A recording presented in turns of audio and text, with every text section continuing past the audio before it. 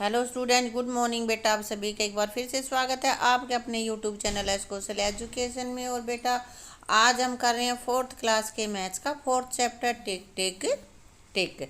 अब बेटा यहाँ पे कुछ पोर्शन हम इसका 2 वीडियोज में कर चुके हैं और आज कर रहे हैं आगे का। तो यहाँ पे है find out, do all animals grow in same speed. क्या सभी एनिमल्स सेम स्पीड से एक ही गति से बढ़ते हैं?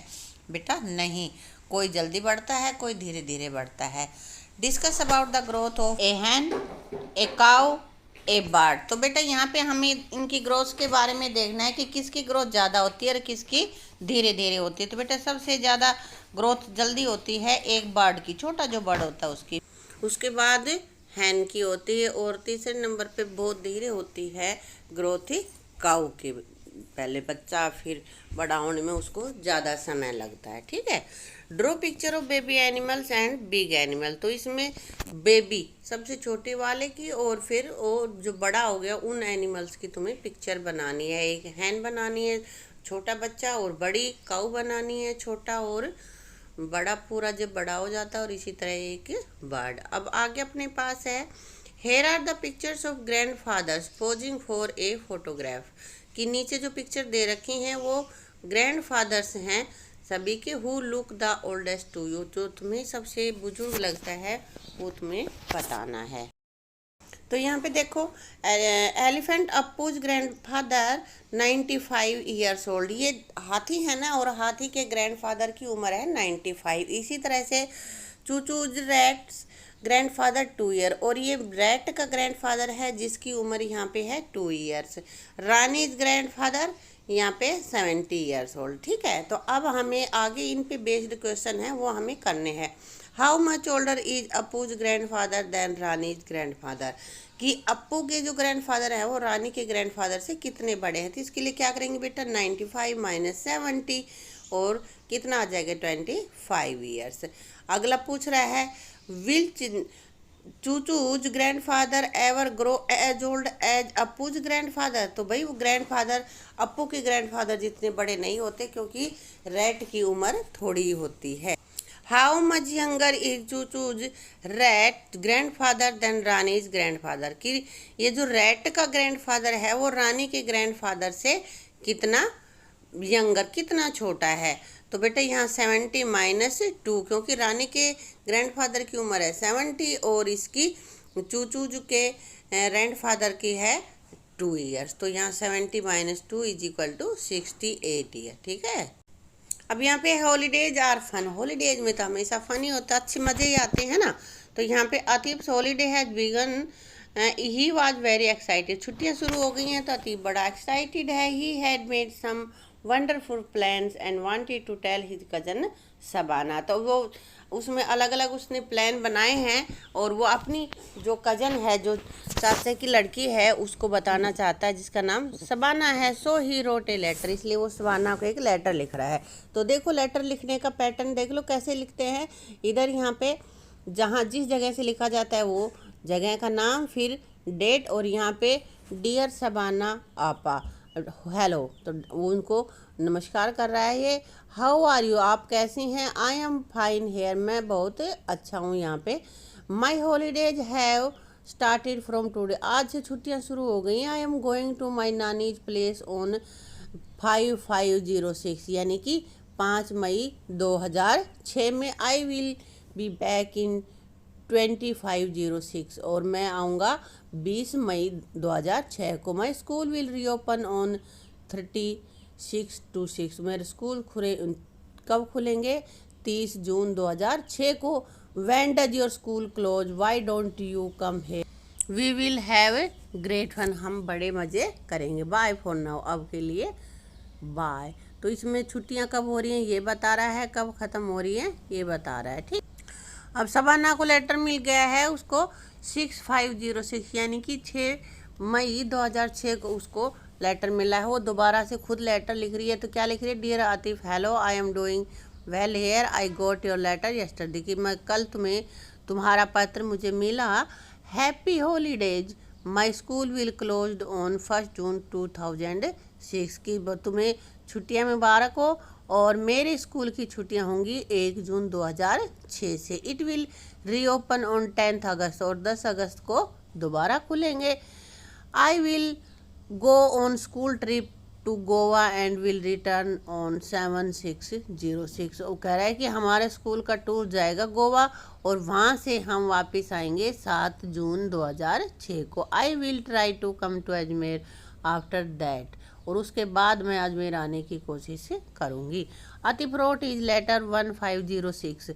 You remember how we write do this number. इन नंबरों को कैसे लिखते हैं ये यहाँ पे लिखना बता रहा है। मैंने अभी पढ़ के बताया था ना, 1 मई 2006, यानी कि बीच में जो होता है मंथ होता है, शुरू में डेट और लास्ट वाला होता है सन। तो यहाँ हम लिखेंगे 1 मई 2006 2000।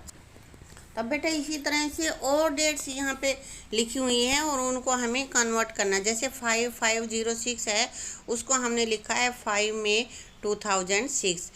25/6 को 25 मई 2006 बीच वाला महीने का नंबर होता है और सबसे पहले होती है डेट और फिर होता है साल। तो 5वां महीना कौन सा होता है? मई, तो इसलिए हमने मई लिख दिया। इस तरह ही मैंने नीचे की डेट्स लिखी हुई हैं, पहले तुम खुद लिखना और फिर इनसे मिला के देखना कि तुमने सही लिखी हैं नहीं लिखी हैं। आगे है, how long did it take to letter to reach from Ajmer to Nagpur. की अजमेर से नागपुर पहुंचने में लेटर को कितना समय लगा। तो बेटा यहाँ पे 5 दिन लगे। क्यों लगे हैं? क्योंकि 6 की तारीख को तो वो मिला है उसको और उसने लिखा है वो 1 को, तो 6 - 1 this is equal to 5 days. 5 days में वो वहाँ पे पहुँच गया है। How many days will Atif spend at is Nani's place. और उसने नानी की जो प्लेस है वहाँ पे कितना समय बिताया है। तो जिस डेट को वो वापस आया है उस डेट में से जिस डेट को जा रहा है वो डेट हम घटा देंगे, तो कितने हो गए अपने 20 - 5 this is equal to 15 days. ठीक है बेटा। फिल इन दी टेबल, और नीचे टेबल दी गई है, इस टेबल को भरना है। क्या क्या लिखना है इसमें? शबाना हॉलीडे, ये आतिफ से हॉलीडे, ये डेट लिखनी है पहले, कब से कब तक हुई हैं और फिर उनके नंबर। तो शबाना की छुट्टियां कब हुई हैं? 1 जून से 9 अगस्त तक 70 डेज हो गए, और 1 मई से 13 जून तक हुई है अतीफ की छुट्टियां, उसकी 60 डेज की छुट्टियां हुई हैं। बेटा 1 मई से 30 जून तक के करके देख लेना तुम, ठीक है। Who has got longer holiday, किसकी छुट्टियां ज़्यादा लंबी हैं, शबाना की या आतिफ की? तो बेटा हमें दिख ही रहा है टेबल से, शबाना की 70 डेज की हुई हैं और आतिफ की हुई हैं 60 डेज की। तो शबाना यहाँ पे आएगा, शबाना की छुट्टियाँ ज़्यादा हुई हैं। अब आगे अपने पास है, which long holidays do you get in school, कि तुम स्कूल में तुम्हें कौन सी लंबी छुट्टियां मिलती हैं, जो एक आध बीच में आती हैं संडे की या भाई कोई फेस्टिवल है उनकी नहीं, लंबी छुट्टियां हो रही हैं बता रहा है ये।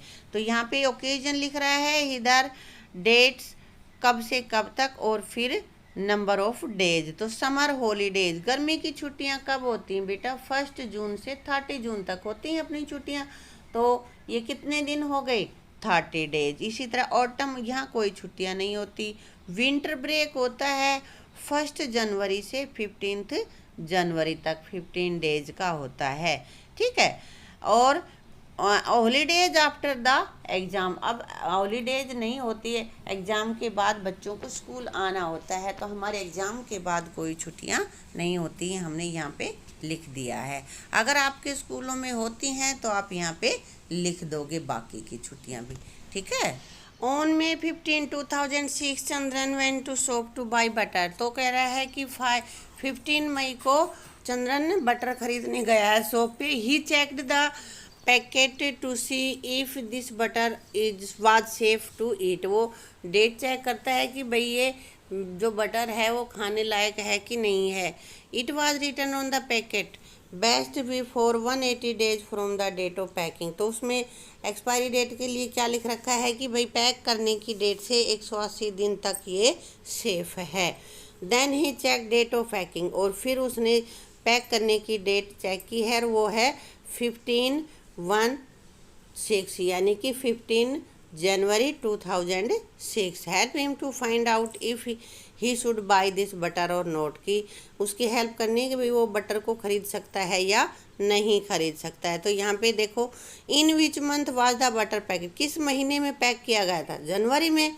विच month will be 180 days after 15/106, यानी कि 15 जनवरी से 6 महीने कब होंगे? तो बेटा जनवरी के बाद फरवरी, मार्च, अप्रैल, मई, जून, जुलाई, यानी कि 14 जुलाई तक ये है, 15 तक इसके पूरे हो जाएंगे। तो जुलाई मंथ यहाँ पे अपना आएगा कि इसमें 180 डेज पूरे हो जाएंगे। ठीक है।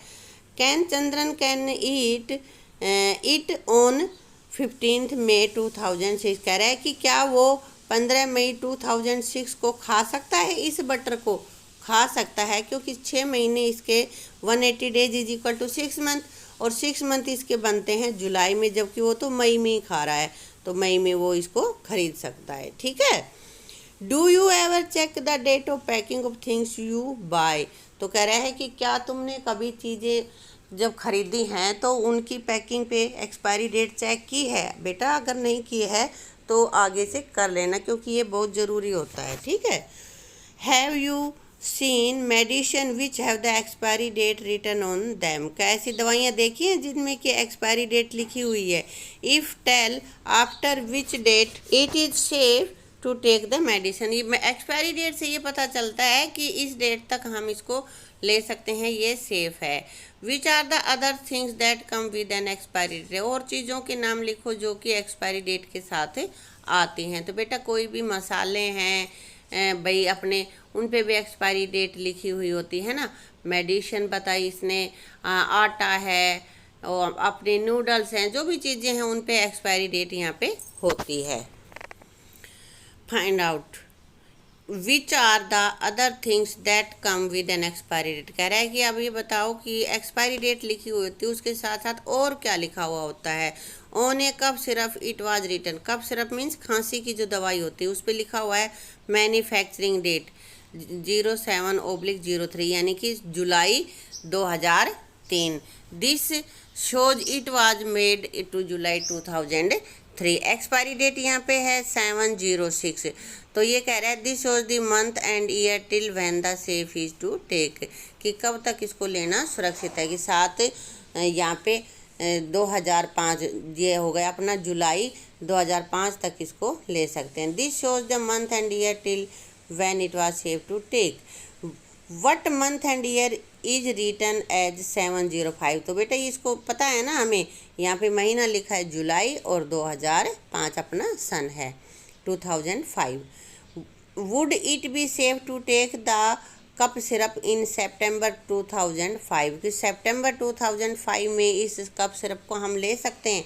नहीं, क्योंकि ये एक्सपायर हो जाएगी, जुलाई 2005 में एक्सपायर हो जाएगी, इसलिए हमें इसको सितंबर में नहीं लेना है।